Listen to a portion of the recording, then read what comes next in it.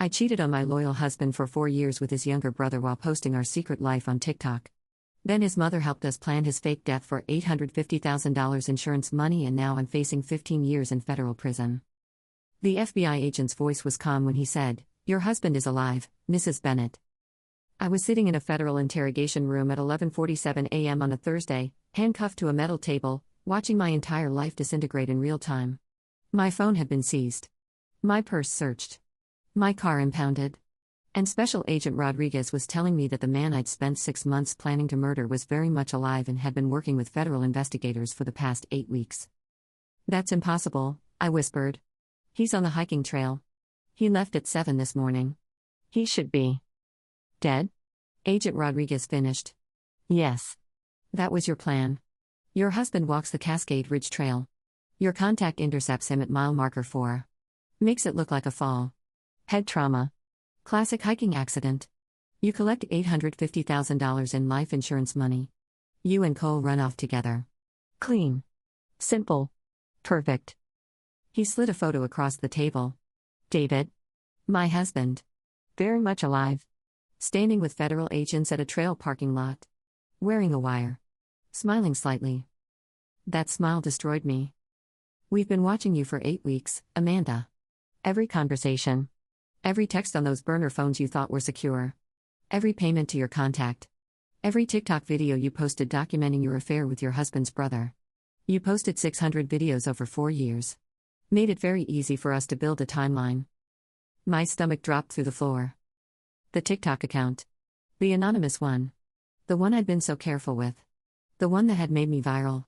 The one that had 847,000 followers who thought they were watching a love story but were actually watching me document a conspiracy to commit murder. "How did you?" "Your husband's coworker saw your account 4 months ago. Recognized enough details to get suspicious. Showed it to David. David spent a weekend watching 4 years of videos. Recognized his own kitchen in the background. His brother's distinctive tattoos. Your voice. Your car. Your laugh. Everything." Agent Rodriguez pulled out his phone. Started playing one of my videos. My voice filled the interrogation room. "POV, when your husband's brother makes you feel things you haven't felt in years." The video showed Cole's tattooed hand on my thigh. My kitchen counter in the background. David's coffee mug visible in the frame.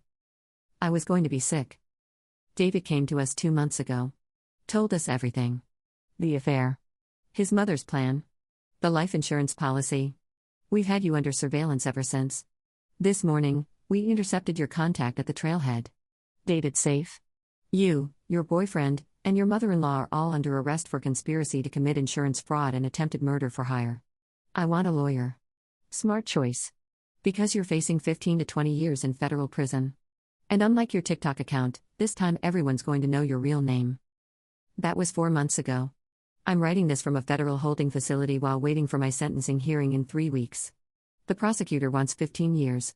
My court-appointed lawyer says I should be grateful they dropped the racketeering charge. Let me tell you how I got here. How a woman with everything threw it all away for validation from strangers, an affair with a man who never loved her, and $850,000 that I'll never see. This isn't a redemption story. This is a warning. Because I was you once. Scrolling TikTok. Feeling unappreciated. Convincing myself I deserved better. I was wrong. And by the time I realized it, I wasn't just losing my marriage. I was losing my freedom. This is how I destroyed everything. My name is Amanda Rachel Bennett. I'm 33 years old. 4 months ago, I had a husband who worshipped me, a $240,000 house in the suburbs, a 6-figure marketing career, and a future that looked perfect from every angle. Now I'm federal inmate number 84,729-054, and every single thing I've ever posted online is being used as evidence against me in federal court. Let's go back to the beginning. To the moment I made the choice that started all of this. March 15th, 4 years ago. A Tuesday. David and I had been married for 5 years. We met in college. He was studying engineering. I was in marketing. We were that couple everyone envied. The ones who finished each other's sentences. Who never fought in public. Who posted anniversary photos that got hundreds of likes. The marriage was good. Better than good. David made $120,000 a year as a project manager. I made $75,000, later $95,000 as I climbed the corporate ladder. We bought a house in a nice suburb. Took vacations twice a year. Had date nights every Friday at the same Italian restaurant. The kind of stable, comfortable, enviable life people spend decades trying to build. But somewhere around year 7, I started feeling something I couldn't name at first. Restlessness. Boredom. A creeping sense that this couldn't be all there was. David was predictable. Not in a bad way. In a safe way. He came home at 5:47 p.m. every single day. Traffic permitting, exactly 5:47. He'd kiss me hello. Ask about my day. Change into gym clothes. Go for his 6-mile run. Come back. Shower. Make dinner or order takeout depending on what day of the week it was. We'd watch TV together. He'd fall asleep during whatever show I picked. We'd go to bed. Have sex on Saturdays. Missionary position. 12 to 15 minutes. He'd hold me after. Tell me he loved me. We'd fall asleep. Sunday, brunch at the same cafe. Avocado toast for me. Eggs Benedict for him. Monday, grocery shopping. Same store. Same route through the aisles. Same brands. Tuesday, his work happy hour with the engineering team. Wednesday, my yoga class while he had poker night with college friends.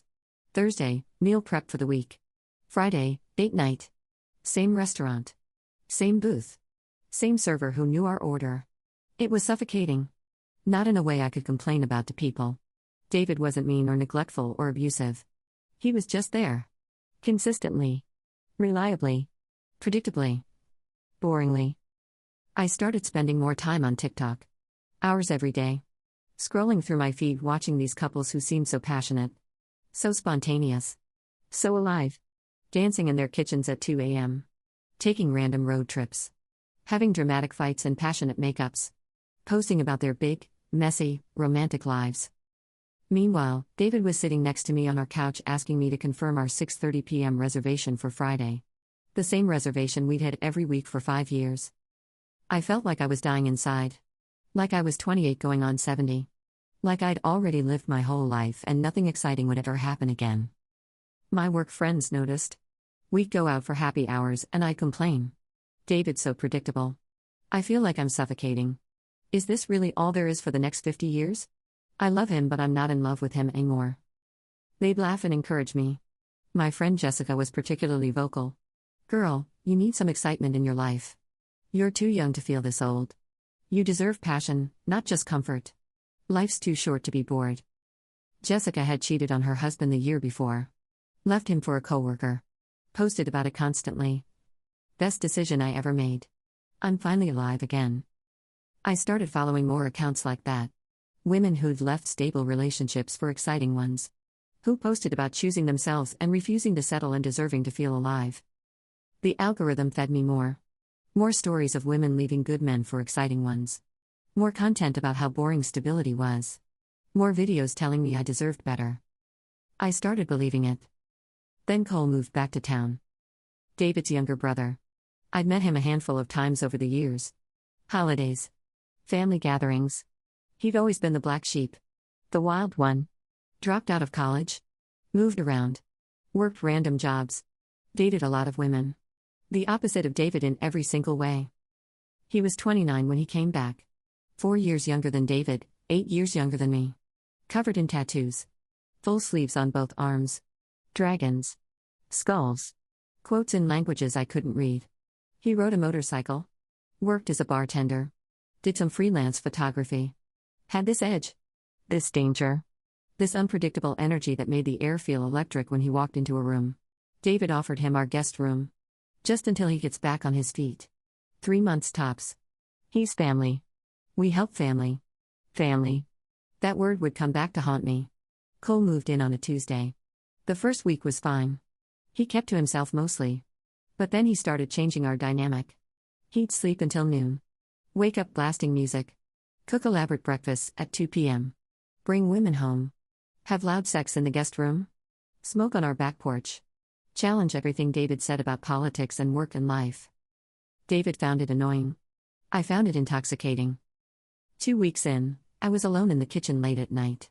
David had gone to bed early for a work meeting the next morning. Cole came in. Opened a beer. Leaned against the counter watching me load the dishwasher. You know you're wasted on him, right? I turned around. Excuse me? My brother. He's a good guy. Stable. Reliable. Boring as hell.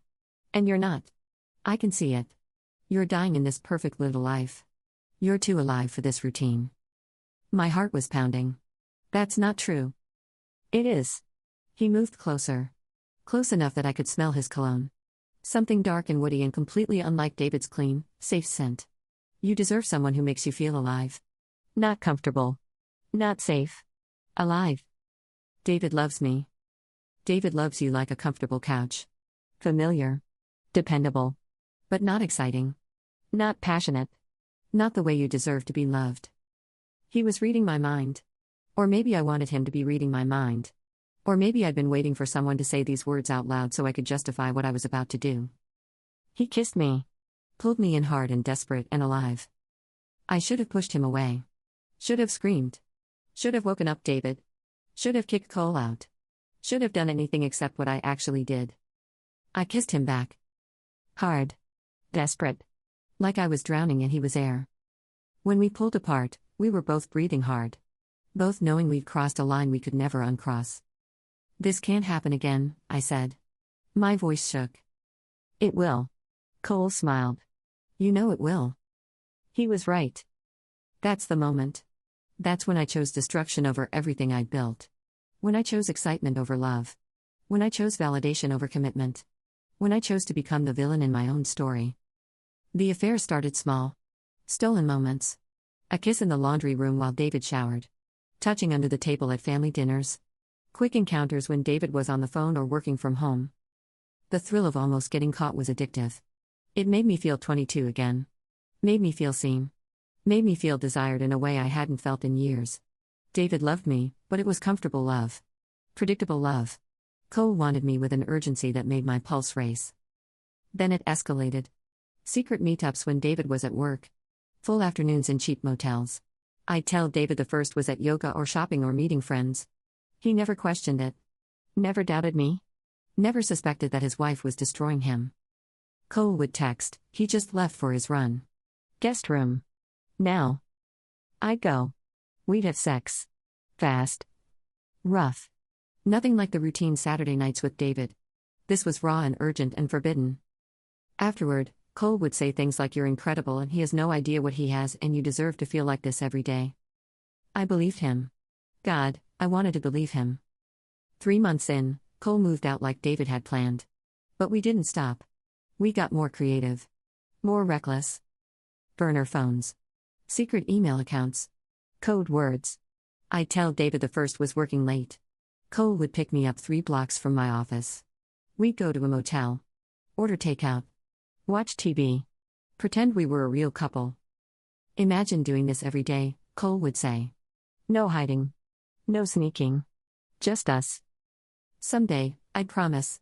But I had no real plans to leave David. I liked my life. My house. My stability. I just wanted the excitement too.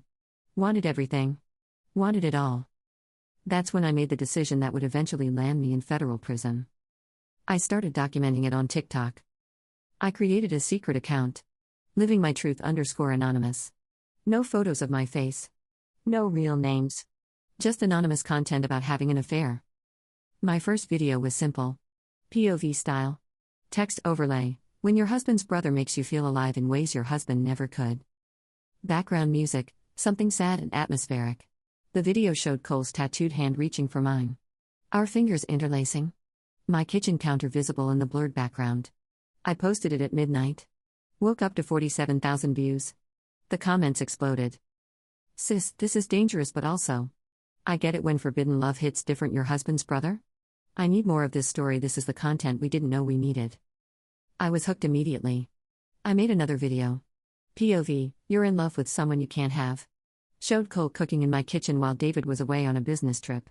His tattooed arms moving confidently. My favorite mug in the frame. 120,000 views overnight. I kept posting. When the wrong person feels right. Sometimes the backup plan becomes the main plan. Choosing yourself over what's expected. Each video went more viral than the last. Within 3 months, I had 75,000 followers. Within 6 months, 200,000. By the end of the first year, over 500,000 people were following my anonymous affair account. The validation was intoxicating. Every video got hundreds of thousands of views. Thousands of comments. Most were supportive. You're so brave for living your truth. Don't let anyone tell you this is wrong. Life's too short to stay with the wrong person. I'm rooting for you too. He obviously doesn't appreciate you. Do what makes you happy. Some were critical. This is disgusting. You're destroying your husband. Cheaters always lose. I blocked those people. Told myself they were just jealous. Just bitter. Just stuck in boring marriages like I'd been. I wasn't listening. I was addicted to the attention. To the validation. To thousands of strangers telling me I was right to pursue what made me happy. I started posting more details. Videos of gifts Cole gave me, faces cropped out. Screenshots of our texts, names blocked. Photos of hotel rooms we stayed in. Content about our secret dates and stolen moments. One video showed Cole's motorcycle in my driveway. Another showed him sleeping in my bed while David was on a business trip. Another was us in my car, his hand on my thigh, both of us laughing at something. I was posting my entire affair. Making David's humiliation into content. Turning my marriage into a character I was playing. Making my betrayal into entertainment for strangers. And it felt amazing. The comments. The likes. The shares. People making stitches and duets with my content. Brands reaching out for sponsorships. Would you like to promote our jewelry? We'd love to work with you. I was making $2,000 a month from an account about cheating on my husband. I told myself I was helping people. Helping women in dead marriages see they had options. That they deserved passion. That life was too short to settle.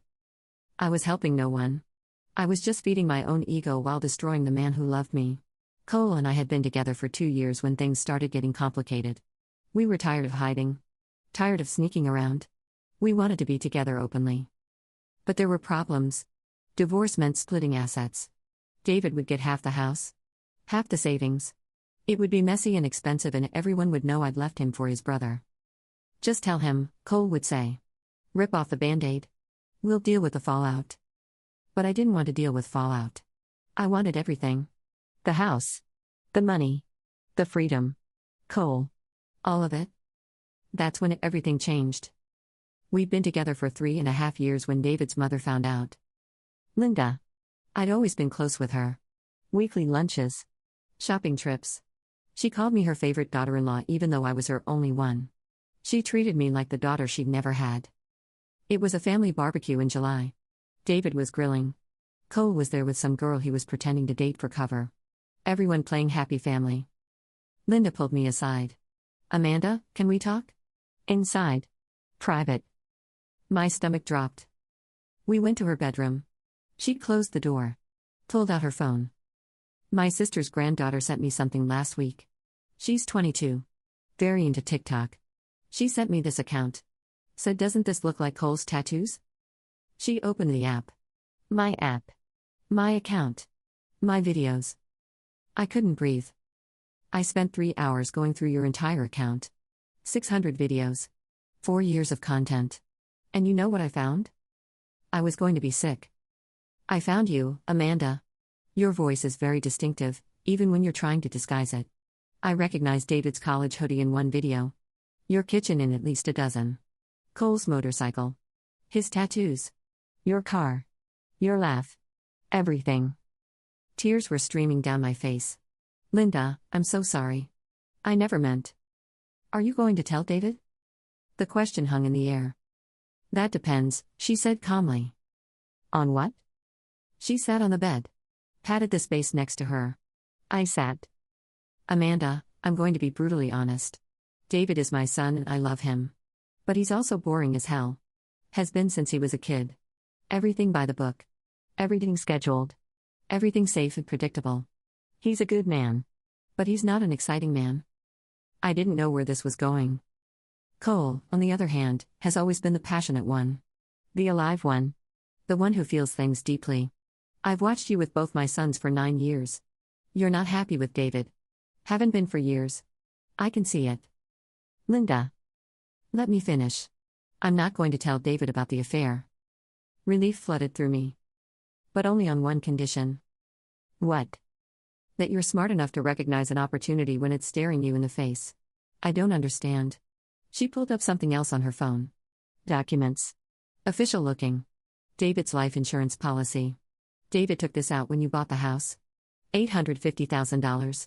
You're the primary beneficiary. I'm the secondary. In case something happens to both of you. My mouth went dry. Why are you showing me this? Because that's a lot of money for a widow, Amanda. Enough to start over completely. Anywhere you want. With anyone you want. The word widow echoed in my head. Linda, what are you suggesting? She looked at me. Really looked at me. And I saw something in her eyes that should have terrified me. Should have sent me running. Should have made me confess everything to David right then. But I didn't run. Because I was already too far gone. Already too deep. Already so addicted to the idea of having everything that I was willing to consider anything. I'm suggesting that sometimes life deals unfortunate hands, Linda said slowly. And sometimes accidents happen. Especially to people who hike alone in dangerous areas. My heart stopped. Are you saying? I'm saying that divorce is messy and expensive. You'd lose the house you love. Half of everything. David would turn everyone against you. Make you the villain publicly. It would destroy your reputation. Your career. Everything. But if I'm a widow? You keep everything. Plus $850,000 in insurance money. Plus sympathy instead of judgment. Plus freedom to be with Cole openly. Nobody questions a widow who finds love again. You want me to kill your son? I'm saying accidents happen. People fall on hiking trails. Hit their heads. Animals attack. These things happen every year. Tragic. But natural. This is insane. Is it? You've been cheating for almost 4 years. You post about it online. You clearly don't love him anymore. You want to be with Cole. This solves every problem. Clean. Simple. Final. I can't. You can. I know people. From my ex-husband's construction days. People who can make things look natural. For the right price. How much? I can't believe that's what I asked. Not no. Not this is murder. Not I'm leaving. Just, how much? 50,000. Cash. Untraceable. They follow him on a hike. Make it look like he slipped. You get $800,000 after expenses. Plus the house. Plus all the assets. You and Cole disappear somewhere. Start over. Live the life you've been posting about. My brain was screaming. This is murder. This is evil. This is crossing a line you can never uncross. But my mouth said, I need to think about it. Don't think too long. I'm giving you 1 week. Then I tell David everything. Show him the TikTok account. Every video. Every post. Every lie. Your choice. Murder or exposure. She was blackmailing me into murdering her own son. I should have gone to the police that night. Should have told David. Should have confessed everything and begged for mercy. Instead, I called Cole. Told him everything. His response? Would it work? And that's when I knew we were both broken. Because neither of us said that's insane. Neither of us said we can't. Neither of us said this is murder. We just started planning how to get away with it. The planning took 6 months. 6 months of secret meetings with Linda's contact. A man named Rick who'd done work for construction companies and mob associates. Making problems disappear. Making accidents look natural. Making people vanish. Hiking trail is easy, Rick said at our first meeting in a dingy motel room off the highway. I follow at a distance. Wait for a scenic overlook with no witnesses. One push. Head meets rock. Looks like he slipped. Search and rescue finds him hours later. Tragic accident. Happens all the time. How much do you need? Linda asked. 50,000. 25 now. 25 after it's done and the death certificate is filed. We paid him $25,000 in cash that night. Money Linda had been skimming from her divorce settlement for years. We'd pay the rest once David was dead and I collected the insurance money. During those 6 months, I got worse with everything. Sloppier. More reckless. More confident that I'd never get caught. I came home later. With hickeys I blamed on my hair straightener. With Cole's cologne on my clothes I claimed was a new perfume. With my hair messy in ways David never made it messy. David never questioned any of it. Just hugged me and asked about my day and told me he loved me. God, I wish he'd questioned it. I wish he'd looked through my phone. Followed me. Done anything that would have forced this to end before it got to murder. But he didn't. Because he trusted me. Because he loved me. Because he thought we had the kind of marriage where suspicion wasn't necessary. The TikTok posting got worse too. I was getting bold. Posting from inside my house with identifiable details. My kitchen counter. My neighborhood street. Cole's full arm tattoos without blurring. One video showed Rick's hands, different tattoos from Cole's, counting cash with a caption "When your crew supports your choices." I'd posted evidence of conspiracy to commit murder and called it friendship. Another video showed me and Cole in my car outside a hiking supply store with the caption "Planning future adventures." We were literally planning David's murder route and I was posting about it. The comments kept encouraging me. "Can't wait for you to finally be free. Your husband sounds awful, you deserve better. Living for these updates. When's the big announcement that you're leaving him?" They thought they were watching a love story. They were watching me document a murder plot. My follower count hit 600,000. Then 750,000. Then finally 847,000. I was TikTok famous for having an affair and planning a murder, and nobody knew about the murder part yet. Brand deals kept coming. "Want to promote our relationship app? Interested in a jewelry collaboration?" I was making $3,000 a month from content about destroying my husband. We set the date for August 12th. David's favorite trail? Cascade Ridge. He hiked it twice a month. It wouldn't be suspicious. He'd mentioned the night before that he wanted to go. The week leading up, I posted more TikToks. Big changes coming soon. Finally going to be free. Sometimes you have to bet on yourself. The next chapter is going to be amazing. 73,000 likes. 4,200 comments. All supportive. All excited for me. None knowing what free actually meant. August 11th. The night before. David was in our bedroom packing his hiking gear. "You sure you don't want to come?" he asked. "Weather's supposed to be perfect." "Can't. Presentation at work." The lie came so easily now. He came over. Kissed me. "I love you so much, Amanda. I know I'm not the most exciting guy. But I love you more than anything." "I love you too." The words were ash in my mouth. That night, I texted Cole, "Tomorrow. Everything changes." I texted Linda, "Everyone in position?" I texted Rick, "Target leaves at 7 a.m. Trail should be empty until 9. Make it quick and clean." Then I posted one final TikTok before bed. A video of me smiling with the caption, "Sometimes you have to make hard choices to find real happiness. Tomorrow starts my new life." I fell asleep next to my husband knowing he was supposed to die in the morning. August 12th. 6:47 a.m. I woke up to David already planning his route on his phone. "Morning, beautiful." He smiled at me. That same warm smile he'd given me for 9 years. "Morning." I watched him get dressed. Watched him pack his gear with his usual precision. Water bottle. First aid kit. Protein bars. Phone charger. Everything organized. He went downstairs. Made coffee. Made my coffee too, exactly how I liked it. 3 creams. 2 sugars. 140 degrees. "You're amazing," I said. Meaning it and hating myself for meaning it. Just taking care of my girl. He kissed my forehead. We stood in the kitchen. Him in his hiking gear. Me in my pajamas. This man who'd given me everything about to walk out the door to his death. "Have fun," I said. "Always do. Love you. Love you." He walked out. Got in his Subaru. Waved at me through the window. Backed out of the driveway. I watched until he turned the corner and disappeared. Then I texted Cole, "He's gone. It's happening." Then I got dressed. Put on work clothes. Drove to my office. Attended a meeting at 9 a.m. Responded to emails. Acted completely normal. Waiting for the call that would make me a widow and a millionaire. The call came at 11:23 a.m. But it wasn't from Linda or Cole or Rick. "Mrs. Bennett? This is FBI Special Agent Rodriguez. We need you to come to the federal building. Immediately. Don't call anyone. Don't talk to anyone. Just come in." My hands started shaking so violently I couldn't hold my phone properly. "What is this about?" "Your husband's life insurance policy. Your TikTok account.